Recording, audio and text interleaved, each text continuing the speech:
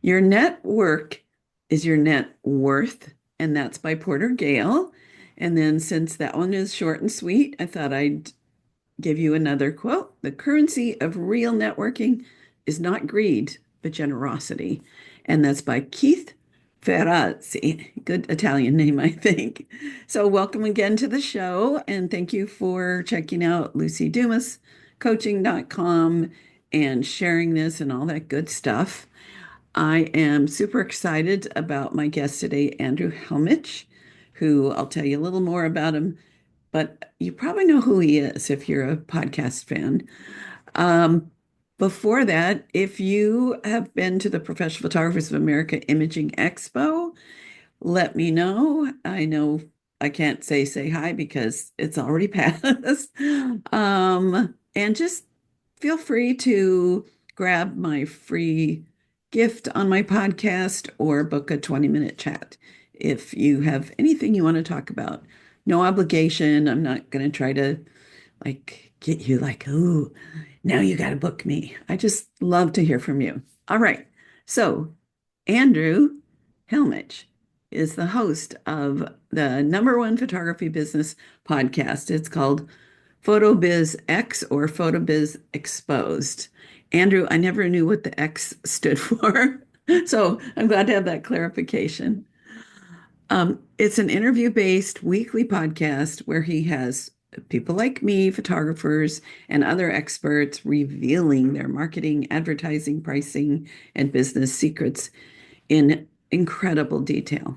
So, welcome, Andrew. Thank you so much for being on my show again. It's been a while. Thanks. Yeah, thanks, Lucy. It's always fun to be on the other side of the questions. I don't usually get to Yes. do this that often, so yeah, it's great to be back. Thanks. Yeah, I like to be on the other side as well and just relax and, whatever people come up with, I've always got something to say, and I know you have a ton. What's your photography background? So, well, I was a photographer. Well, I started my photography business I think 25 years ago, maybe even longer, which is a bit scary to say now. Uh, I got into photography through fishing. I was a mad keen fisherman, and I wanted to get published into fishing magazines. So I was happily writing articles, but I had to learn photography to have those photos accompany the articles. I learned how to shoot pretty quickly on transparency film, got published, learnt that I loved photography, Mm. and went on to assist another wedding photographer locally to me, and started using some of the photos from that wedding to build a little portfolio, which he agreed to. I booked my very first wedding, which was my a friend of mine's sister, and that was my first full wedding. And I went off to a wedding expo with that album, and yeah, we booked a ton of weddings. So from there, the business grew. I slowly went. Well, I didn't. I made a jump to go part time with my full time job a few years later, and then I was full time photography after that. And then we introduced more portrait photography because I had the midweek days available to me, not just the weekends. And yeah, the rest is history. Things just grew and grew and grew. I did start to do and offer more commercial work, commercial photography, headshots, local business photography, and that was really just because I became so well known in my local area. I had been photographing for so long. A lot of my portrait and wedding clients had businesses.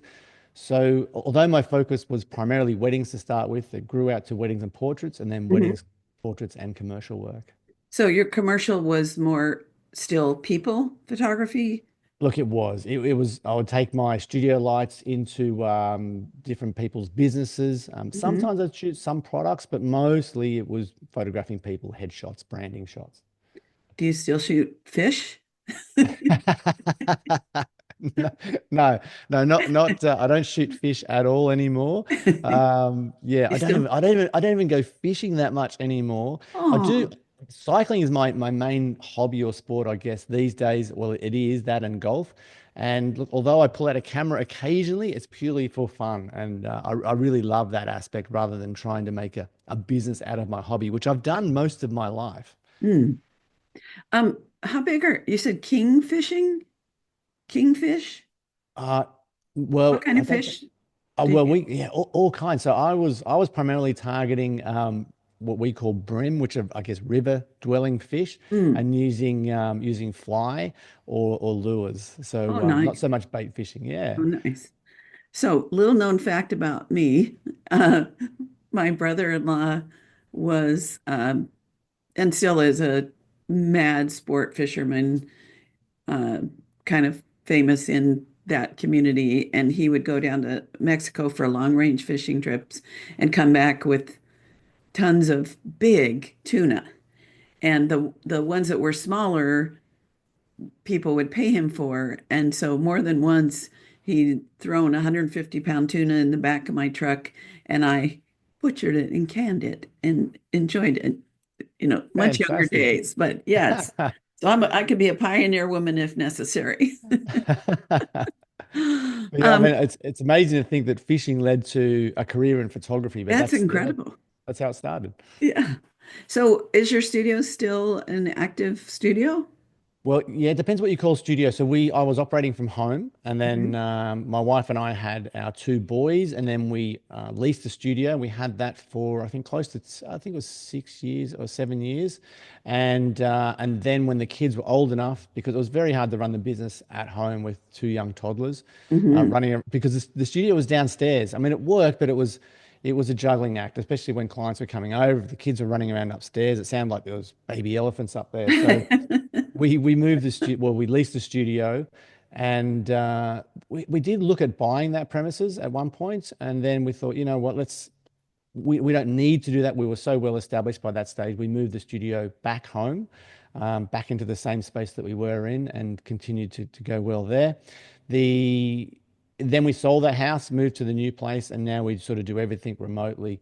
So I don't do any shooting at home anymore. It's all outside of the house. Yeah, when I switched from weddings to portraits, I I turned my little my rental that's above my garage into a studio for 20 years. But then so much of my portraits were on location that I never used it. So I turned it into a really cute vacation rental that people love. So yes, journeys are similar. Um, I was looking at an old book of photographers, and they were almost all PPA photographers. And in the book, there was a list of portrait prices, wedding prices for 1985. And what really surprised me is $3,000 was a book of 60 prints, two parent books, a wall portrait in 8 hours. That was 40 years ago. That's How good are we money. not, Wow. with the value of the dollar, how are we not like starting point seven or $8,000? I don't have a theory on this. Do you have any idea Look, about why wedding photography has not gone up in relation to the value of the dollar?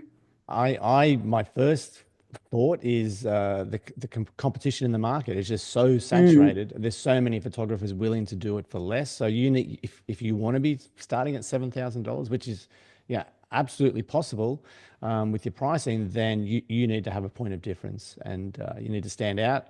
So you can charge those prices. I mean, right. look, I recently interviewed a couple of photographers, and I want to get this right, but they charge, I think, 70 or $80,000 for their wedding Nice. photography. Yeah, and they operate in a totally different circle and market to the one that I do. And I was really surprised to hear that their deliverables was a pick time gallery. That is it. So no albums, no wall art. It's a different kind of client. Mhm. 70, $80,000 per wedding. So yeah, there is opportunity to charge more than 3,000. Right. It's just interesting.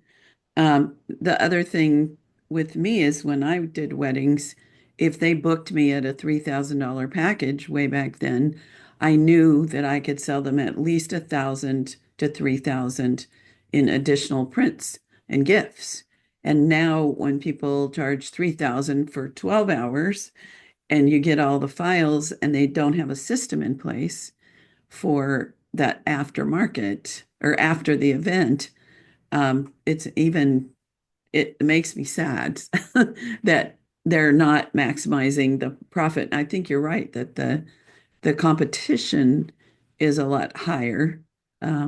So maybe a lot of people who wouldn't have paid for a wedding photographer at all are doing it because budget wise, it's more affordable technically. I don't know.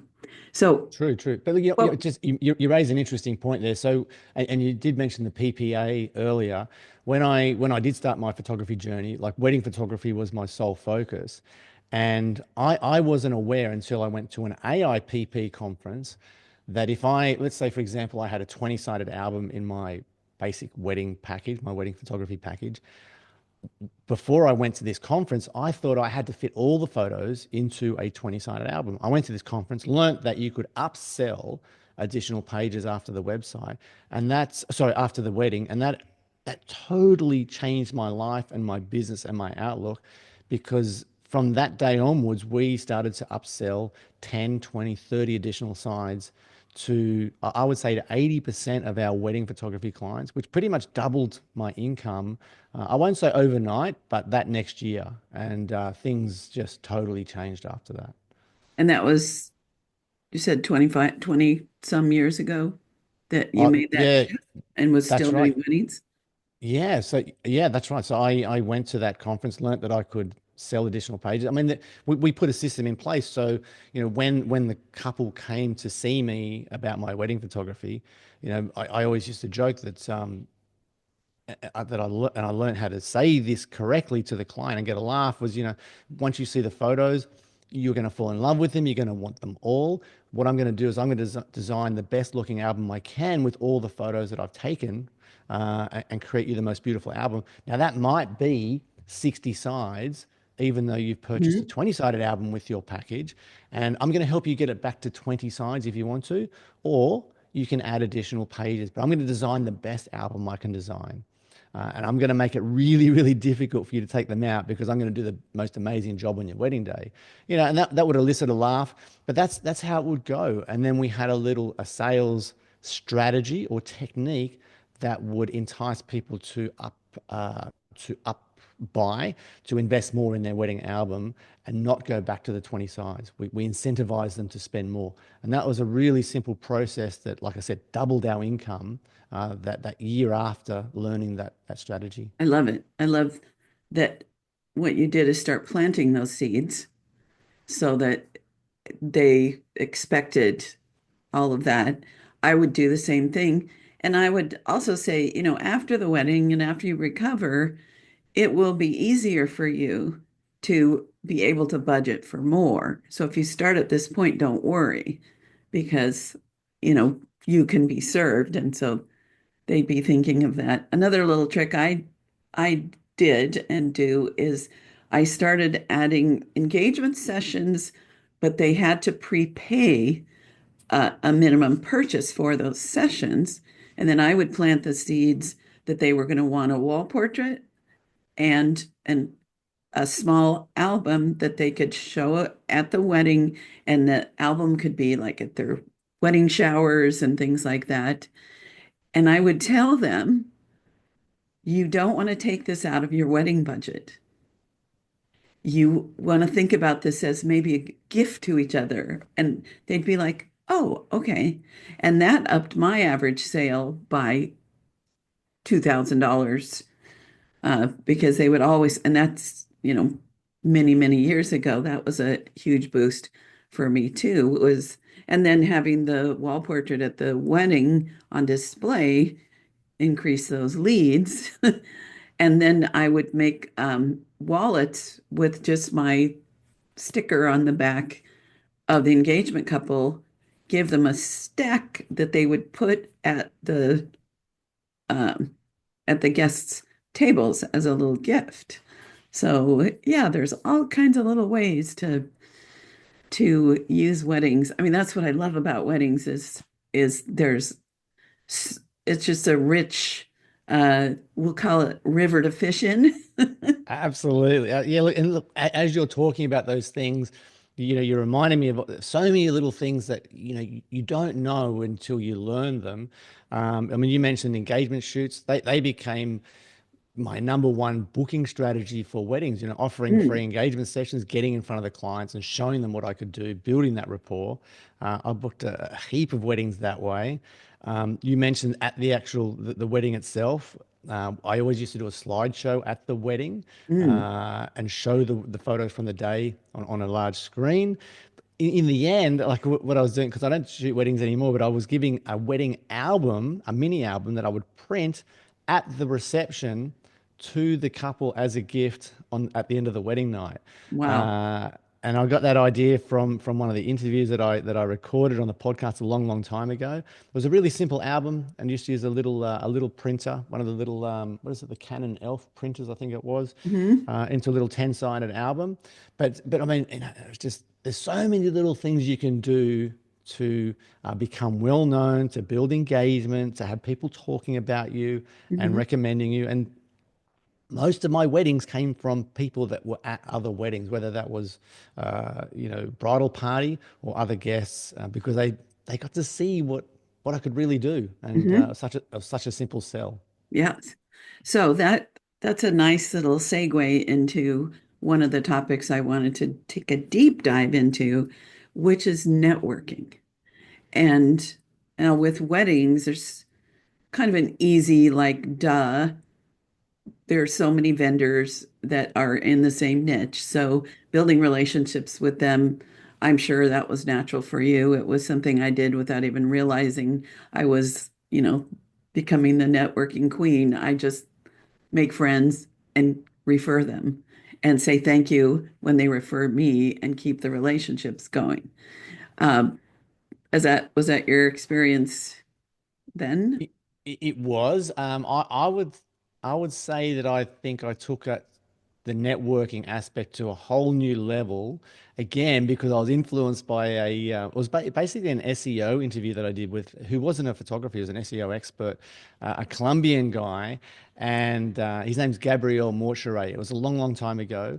And he talked about creating content for the website, for the blog, and an easy way to do that was by networking. And business absolutely boomed after introducing his strategy. So I'm happy to go into that with you. But yeah, that was a game changer for me.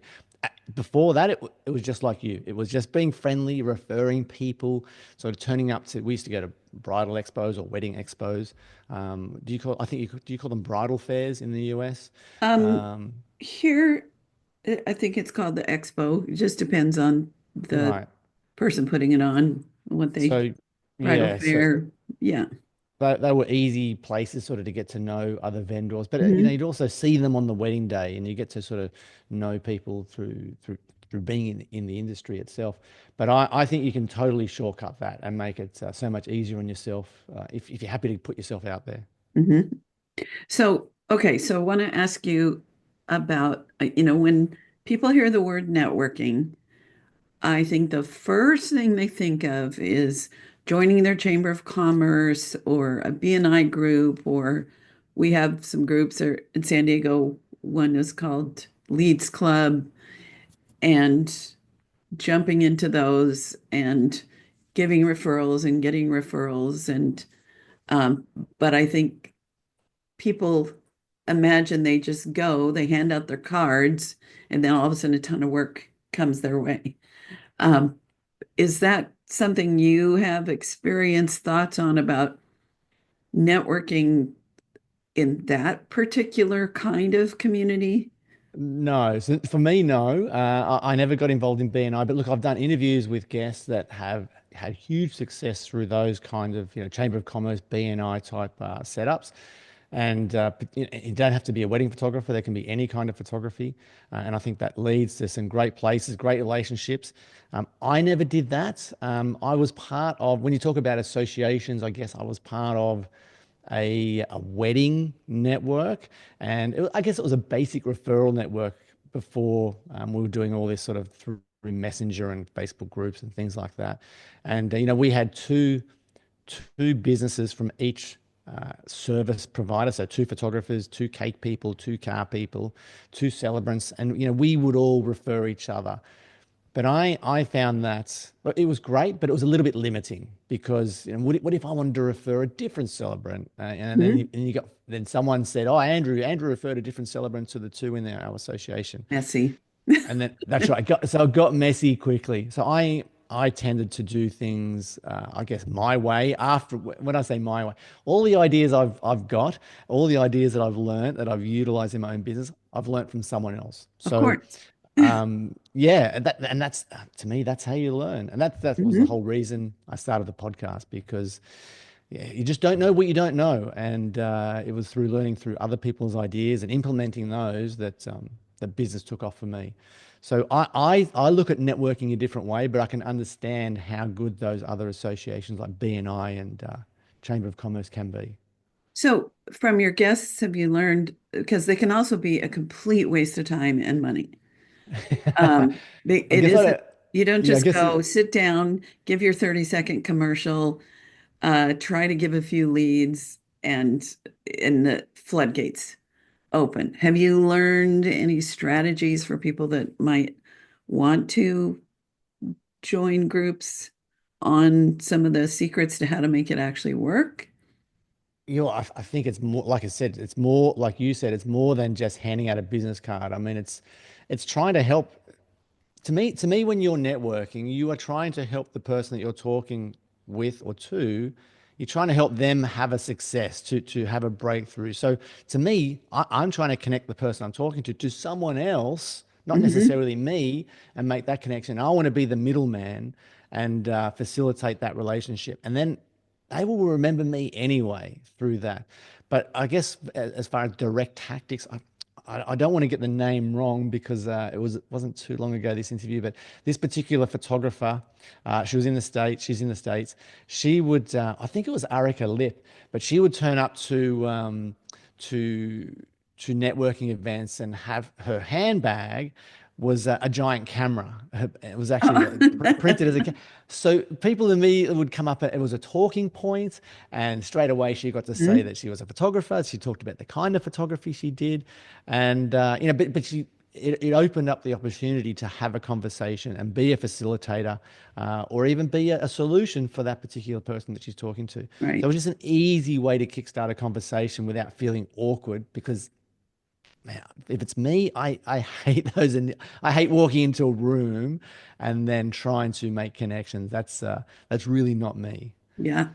So, a couple of things that I know from experience, and also I like to share since we're on this little part of networking, is realizing that most of these groups are not filled with people who have a whole bunch of money. So, my best networking is making friends, first of all, building relationships, but then also having them. So, I'm not planning to get a lot of business from the members, but they may know people who, or their clients, especially if there's somebody like there was a landscape architect, and we partnered where I gave her thank you gifts that she gave her really good clients when they finished or booked her. And some of my best clients came from that partnership and made her look good. It was free to her. Um, and I had photographed her family, so she also trusted me. So if I could, replay a lot of things in my life, it would be to um, mine the gold of introductions I could get to people who could partner with me with gift certificate programs. Hmm. Um, so, like an orthodontist, one of my guests, I'm not sure if I've already posted her or if I will after you, but she does a lot of tweens. And so it was the perfect matchup with an orthodontist to do a gift certificate program. So, but yeah, definitely. And the other thing is to get involved in the leadership because that, just like when I joined and got on the board with my local PPA chapter, I gained so much more from that because of being involved. So, anywho, that's just a little bit of tip. Also, to figure out what you're going to say when someone says, "Do you do headshots?" and I didn't, so it was always very awkward. But now I would say, yes, I have a monthly special, uh, and like book a series so they could come in and see my work and I could build the relationships. Um, at the time, I was like a deer in the headlights. Like, well, no, that's not what I do, and then not comfortable. So, Very okay, good. so. Look, sorry, Lucy, you mentioned their gift certificate program. So one of the most successful ones that we did, and yeah, it was really yeah, it was so good. It was with a local vet, and Mm, that was fantastic. They used their database. They pulled out the top 200 clients that they had. I created the gift certificate, and it was basically a gift from the vet to their best clients. So the cover letter was basically gifting a photo session to their top 200 clients. And as far as the client was concerned, the pet owner, this was a gift from the vet, even though I was giving the free session away to the vet to give to their best clients. And they had to call up to validate that voucher, the client did, within 7 days of receipt. And the vet posted all these out on their own station. So we printed it, they posted it. So I didn't get access to the actual database, which was totally fine. And the calls just come in, and every time we ran the wow. promo, it was incredible. And then we would explain, there was a free session, there was also a credit involved or a free print when we first started it, and then we basically delivered a great experience, and the clients end up purchasing a lot more in most cases. Yes, there was some smaller sales, but there were some terrific sales. So, yeah, look, these we call them, or I call them, third party marketing strategies, where you partner with other businesses, can work extremely well. I will say for the listener though, that we did some of these and they totally flopped. So I thought that a real estate agent would be amazing to partner with for Hmm. new home buyers, for new renters. We tried giving the voucher to the vendor. We tried to give the vouchers to the new purchaser. Um, None of it worked for us. Well, I just could not get it to work, and I did not know why. I never really cracked that one. But as far as successful partnerships, the vet worked well, the hairstylist and beauty parlor worked incredibly well. Mm. We did it with a physiotherapist, that was okay. And I did it with another physiotherapist, and that was better. So, yeah, these partnerships definitely work. Why did you switch from giving a small print to a credit? Because sometimes the print was enough for some people, whereas people don't like to leave money on the table if you give them a credit. So if it's say Hmm. it's $100 credit in addition to the session, and it could be, it depends on your pricing. So the credit could be, $195, could be $150. But if that would get them something and leave something left over, Hmm. people didn't like that. They wanted to spend what they had left, and they'd usually go to something larger. Or they'd look at the credit and say, okay, I get to take that much money off a large piece of wall art. Hmm. And so we're going to jump up into that. So both work well, but the credit, I feel, encourages people to spend more. Right. And I think if they think they're getting an 8 by 10, they get stuck on that. Yeah, This is, that's right. and they're too focused on the one and the size. And so yeah, I also do that. I gift enough to get an 8 by 10 and some left over so that it's kind of detached from anything specific. So Right. yeah.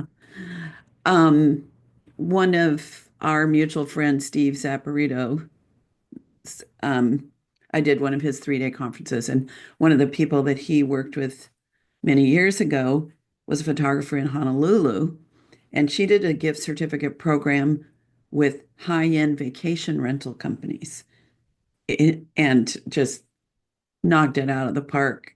I don't know if she's still in Honolulu, not sure, but I've thought that would be such a great um, gift certificate program when people are coming to where you are to be on vacation and to also get photographed in that location.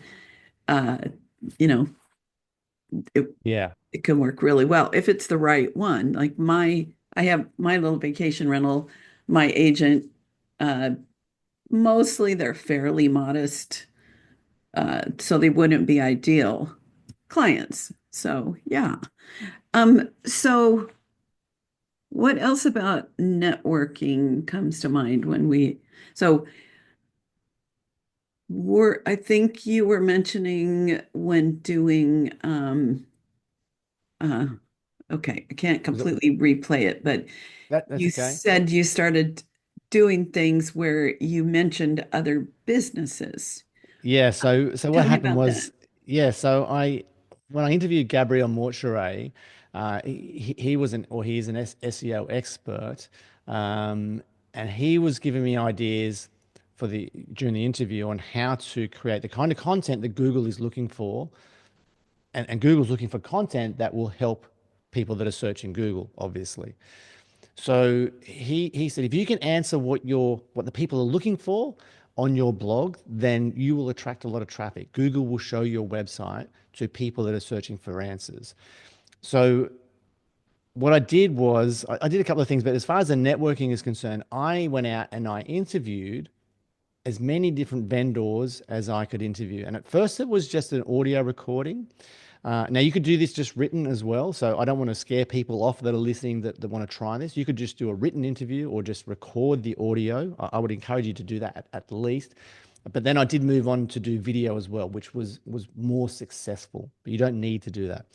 And what I did is I basically went to every vendor that I knew, and then I started contacting vendors that I didn't know, and I just asked them the questions that a bride or groom would ask if they were booking that vendor. So Mm, if I was interviewing I don't know, a cake designer, or let's say a florist, a florist, that's an easy one. But look, any vendor, I would go in and say, okay, if I'm getting married in summer, which flowers are going to be available to me on the Central Coast where I live? What about if it's winter? Can I have these flowers? And she'd say, no. What about color choices? How do I do this? How much will it cost? When do I need to book? So I'm just trying to ask any question that a client would ask a florist if they're booking a florist for the wedding. And I'll do the same for the car hire people, for the makeup artists, for the hairstylists, any wedding vendor that I could think hmm of. And so once you have the content, let's say it's a video. So the video would go up to YouTube, and then you would add a blog post onto your website, and the video on YouTube would link back to the blog where you would hmm embed the video. So you're not actually hosting the video on your blog, you're actually hosting the video on YouTube, and you embed the code onto your website so they can watch the YouTube video on your website. hmm You have the transcription on your website, and you can also have that done automatically in YouTube. And you write a little description, and you have a backlink from YouTube pointing to your blog or to your website or to your wedding pricing page or wherever you want to send people to. But you have an active link on YouTube pointing back to your website. And on the blog post underneath the embedded video, you basically write a small short blog post, and you can. I mean, these days you could do it with AI and just and tidy it up a little bit, but hmm I would basically recap some of the things that I learned in that video, and that would become the written aspect of the blog post. So it's got the video and the written content. Now, what happened was after I had a series of these interviews, my website started ranking for Central Coast wedding cars, Central Coast wedding florists, Central Oh, Coast wedding makeup artists. They were wow. all coming to my website to read these posts. It was incredible. So I became the expert, or Impact Images became the expert website on weddings on the Central Coast. It was absolutely incredible. It really was. Yeah. So So if that you that to weren't, that to me is networking. yes, if you weren't doing weddings, let's say portraits, I find it more challenging to find networking direct people to refer back and forth in the portrait world. What are your thoughts on that? Who would you Okay, interview? great question. Okay, so I would do exactly the same thing. So I interviewed Helen Shriver in the UK, and she produces content on her blog, things to do in and around London in the school holidays. And this would be a seasonal blog post. And these days, I'm pretty sure she's using AI to find all these different things. They can put it all together. You can use Google. So if I did that, I would take that a step further and take whatever recommendations I got from ChatGPT or from Google and go and interview those vendors and then create a blog post, What extrapolate that out. what vendors, I've had a challenge thinking of who vendors would be to do that with in the wedding world. Like my first thought is In the portrait I world, photograph children, so I think a children's store, but they're few and far between. So let's say, as a children's photographer, who would you target that sure. Okay, so that would get the I'm attention on my site? I think is what the point is. Yeah, absolutely. So okay, so Okay. I'm gonna think on my feet here. I'm thinking school holidays. What are the kids in my local area doing? So there's a short-term water fun park that gets set up in town. There's the local surf school. There's a skate park. There's you can go and learn to surf. There's surf Mm, shops. So there's I'm looking at the activities that the kids will do, and then I'm going to go and interview those vendors. Now they might not necessarily have anything directly to do with portrait photography, but I just want my website, my resources to be the go-to place, and I can still feature my photos. I'm just trying to get people that have kids to my website, and I would be also then making in that example, a holiday special. Have a family portrait as an experience. Let's go down to the local beach. Let's go up to the local national park. Come in studio if you have a studio photography business. Let's go out in the snow if you have snow. I don't in my summer holidays we or don't winter either. holidays. So yeah, wherever your prospective client is going to be going to and spending money or spending time, there's a vendor that you can interview and create a Got it. resource. Got it. So it's not so much like, okay, I need to build relationships with all the children's clothing stores in San Diego that feature high end, but where do they go and do a little series on that? Because then that gets me attention when people are searching, um, or like I want to go here for the afternoon or playgrounds. My mind is not coming up with snappy places in San Diego. I suppose Legoland and the zoo, um, Perfect. doing little Per- specials, and then I'll pop up when they're Absolutely. searching for those. Yes. Yeah, you, Ah, you you become the authority for that age group for those parents looking for things.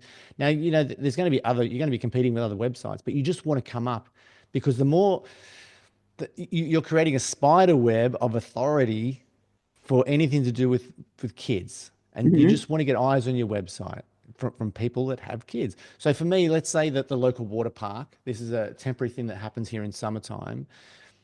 If I went to interview the owner there or the operator, look, I don't think I'm going to be getting referrals from him or her mhm, because they're in the business of filling the water park. So right. but they're going to be super happy to talk to me about the water park. So I'm going to ask them, what age group do the kids have to be? How much does it cost? How long do they get? What are the safety things? Do they have to wear a life jacket? Can they bring their friends? Is it cheaper if we bring a group? So these are the questions I'd be asking. Hmm. That's a video on YouTube. That's a blog post. I get to take some photos because they're going to let me take a headshot of the operator. Can I get some photos of some of the kids? Can I ask the parents? Yep, go for it. I've got a beautiful blog post. I've got a video. I'm creating authority, and I've got some of my photos. I'm just getting people to my website. Yes. Super, super simple. Well, and what I love about this, because what I believe when we're ranking high in SEO, when people are searching for something, like let's say they're searching for a children's photographer, there, I can't remember who the guest was that explained this so clearly. Um, they're going to have like 10 people and they're going to click on all of those. And by the time they get to me, they're going to already think they know what I should charge and what it covers. But they're going to find people giving digital files. They're going to find so many things that are not about a high-end luxury portrait experience. So it's kind of, I don't like the word poisoned the water, but it's kind of muddied the water. But if someone's finding me specifically, they're just going to go to me or you and be like, wow, maybe it's time to have a portrait. So it's a more what to say, more of a direct link rather than being part of some big random search where a lot of people put out their what their prices are and different kinds of things, and it's harder to compete in that world. So I love that. Uh, Yeah, and just to add to this, Lucy, look for the listener, I don't think this is the number one way to get clients as a portrait photographer, but it's just something that you can do in regards to networking, to getting mhm. known in the community, and who knows where those conversations lead. You know, you photograph some kids at the water park, you talk to their parents, you don't know that water park owner that they probably know hundreds, they see hundreds of families every day. You just don't know where these things lead, and Right. it's never going to hurt your business by getting out there and networking. So, is this the only way I would target clients? No, but for anyone that wants to rank well, then you need to create content that your target clients want to read. You want to help them get answers. So again, if we did the water park thing and all the other things we talked about, you've got the YouTube video, you've got the blog post, you've got the networking, the face-to-face networking, you've got some of the photos from those assignments, if you want to call it that. You've got those new relationships, and this all builds up to helping Google see you as an authority in that space. Mhm. And for people that maybe you're going to find us in a different way, like let's say one of the gift certificates that's a direct, away from the computer. When they're like, I wonder who this is, and they look us up, all of a sudden we're everywhere. So it's 100%. validation. So layers and layers and layers. Exactly. Yeah. Validation's a great word. That's right. If you Yeah. keep popping up in front of people, people will notice you. Particularly if you're operating in the same community year on year on year, you Hmm. just get known. If you get it, you can't just like Facebook ads, they're always a good target or point of conversation because look, they work extremely well. There's no denying that. But if you can get yourself out from behind the computer and go and network face to face, your life will change as a photographer. Hmm. And there's different ways to do it. Like I said, I don't like to walk into a busy room full of people and have to go and shake hands and make introductions. I don't like that. I feel uncomfortable. But Hmm. take me down to the water park to interview the owner or the manager. I'll do that all day long. Hmm. I'd love to have a one-on-one conversation. I find that easy. You know, you might know Richard Grenfell. He delivered some training for me recently on Facebook ads. But when he started his business, he was running, that was it Humans of New York. So he basically ripped that off and Hmm. did one Humans of the Sunshine Coast where he lives in Australia. Hmm. He created a Facebook page. So why couldn't you do that for kids of the Central Coast? I just go out there and talk to the parents, ask if I can photograph their kids at the skateboard park, at the beach, surfing, whatever. Get a little story background on them, and Hmm. have a post like build a Facebook page or Instagram content, TikTok content, wherever your clients are, blog posts, video, whatever. I mean, it's so easy to make content and get seen as an authority, get known. And to me, that's still networking. Hmm. One of my longtime friends, Mark Brandeis, we actually, I think, joined PPA the same time. We got our masters the same year. He, besides doing like car dealerships, where his one of his bread and butter is partnering with especially luxury family cars. But he also loves photographing horses and horses and their owner. And so he picked an area that has the ideal clients and he did a book and invited people to be in the book and, you know, had incredible sales from that. And I know Of course, there's the boudoir, like 40 women over 40 opportunities and pets. And I hadn't thought about children, but definitely, some people might be a little more iffy about the children, but a lot of people would not, Do you mean books for books. kids? I've done it. That was one of our best promos. We did Kids of the Coast. We did series one and series two. uh, So that as works a extremely. book. Yeah, as a book, yeah, we did two volumes. They filled up our bookings for 2 years in a row. Kids of the Wow. Coast.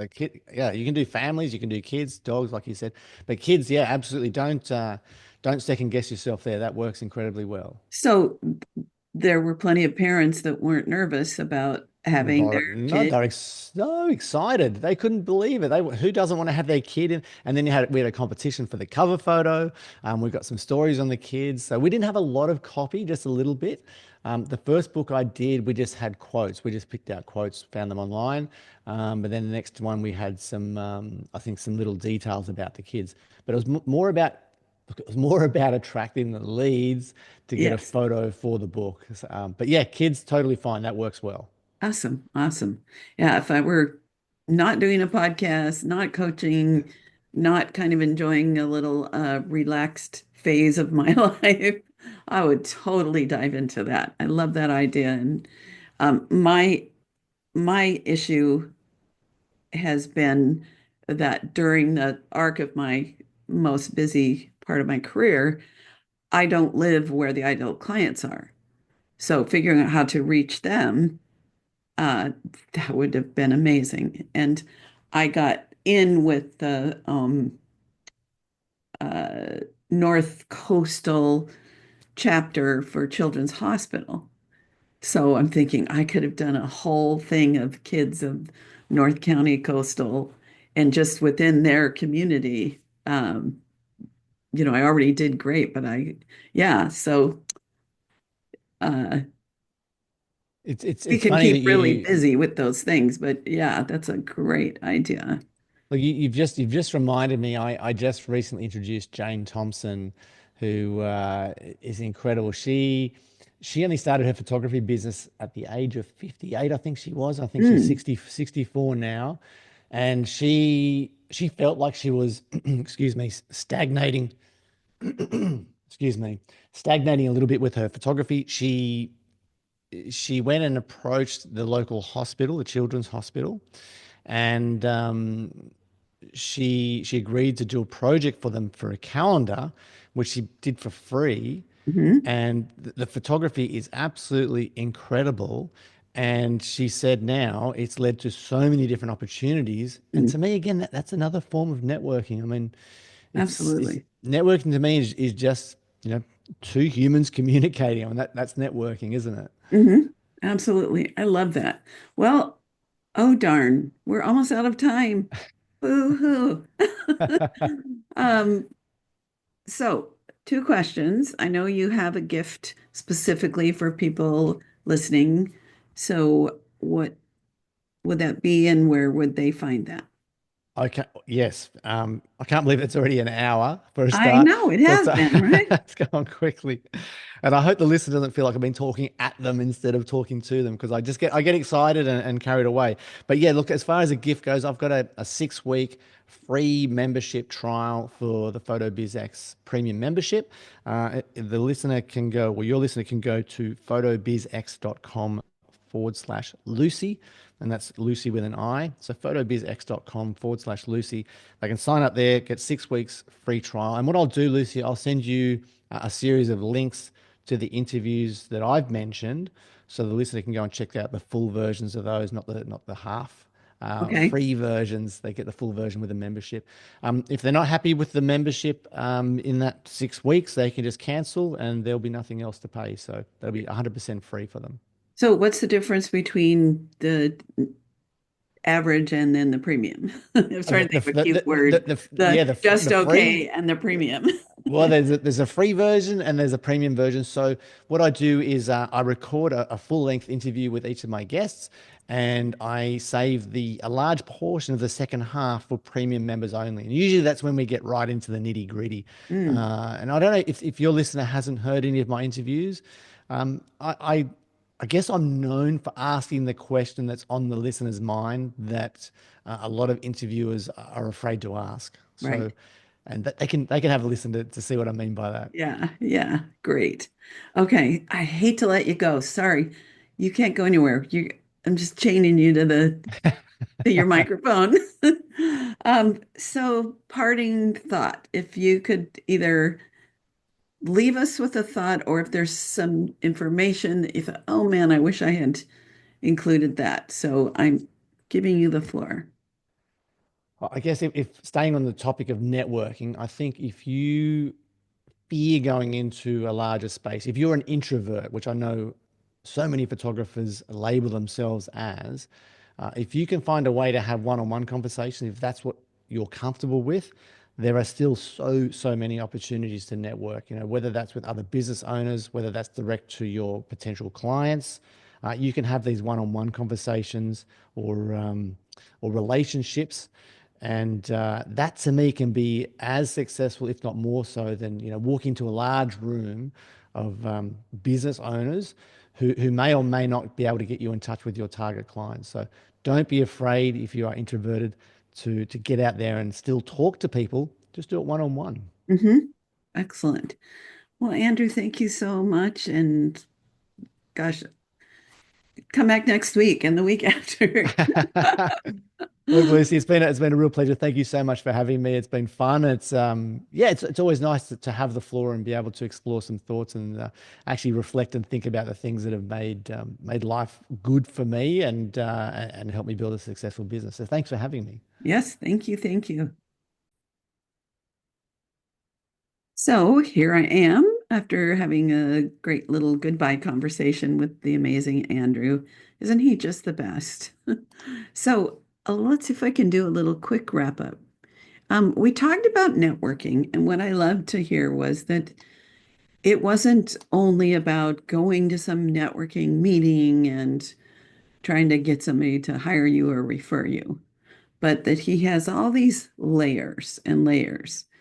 Um, and the one idea, or one of the ideas that I think is so powerful, is that he uses blog posts, newsletters, Instagram, all the things to feature, to interview, and then feature a vendor or a location or a business or something that is connected to his specialty so that his website shows up when someone's searching for, let's say if it's wedding, searching for a florist, he does an interview with a florist. And so uh, that gets the SEO up high and it gets him known within that community and probably creates a lot of loyalty with the people that he interviews and that he shares on his blogs and all the things.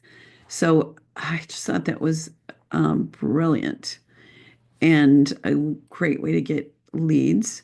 Let's see. We talked about the gift certificate program, and if you're wondering what that is, uh, just a little summary again is you partner with a company that has the same clients, and their best clients, who would be great ones for you, are given gift certificates as thank yous for using their services. And those certificates, then it includes a session, a little bit to purchase something small. I think if you do too big, then it's harder to sell. And it's not a bait and switch. I want people to remember this term. It's a try before you buy. So, if you feel a little uncomfortable, like you're tricking them, no, you're going to take them through a great experience and do wonderful photographs. And then if they want more than what was original, then of course you've got a system in place to help them make that decision. And if they want to stick with the gift, we need to be fine with that. There may be 1 in 10 or 1 in 20 that don't pan out, um, but it's a very affordable marketing program. So that is it for now. And feel free to check out Lucy Dumas Coaching. If you're watching this on YouTube, be sure to go to all my podcast episodes that are on my website, but also all the places, Spotify, Apple, whatever you like. So bye for now, and we'll see you next time.